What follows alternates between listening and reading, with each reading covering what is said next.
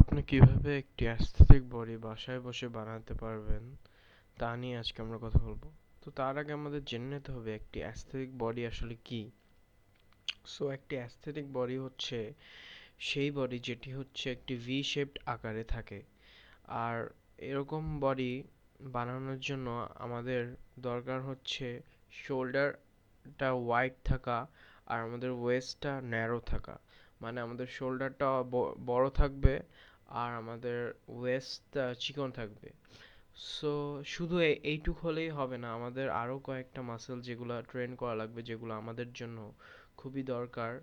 তো সেগুলো হচ্ছে অ্যাবস, নেক্স নেক অ্যাবস, নেক, আর হচ্ছে চেস্ট, এগুলো অনেক দরকার আছে। আর আমাদের লেগস ট্রেনিং করার জন্য অত দরকার নাই তুলনামূলক, কারণ লেগস বেশিরভাগ সময় ঢেকে থাকে, কেউ দেখে না লেগস আপনার। কিন্তু লেগস আসলে ট্রেনিং করা উচিত as a man to become more masculine. আর এটা আপনাকে বেশি স্ট্রং বানায়, অ্যাথলেটিক বানায়, তো অবভিয়াসলি আপনার লেগস ট্রেনিং করা উচিত। কিন্তু লেগস আসলে অত দরকার নাই ট্রেন করার। তারপরে এইটাই মেইনলি, এই কয়টা মাসলে আপনার ট্রেন করা লাগবে।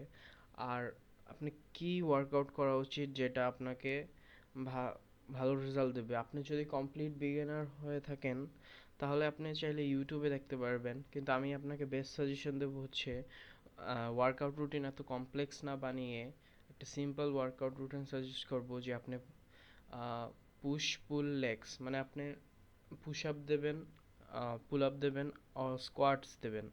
এই তিনটা এক্সারসাইজ আপনি মাস্টার করার ট্রাই করবেন। আপনি যখন এই তিনটা এক্সারসাইজের 20টা রেপ দিতে পারবেন, তা 20 রেপ মানে হচ্ছে যে একবার করলাম ওইটাকে বলে 1 রেপ।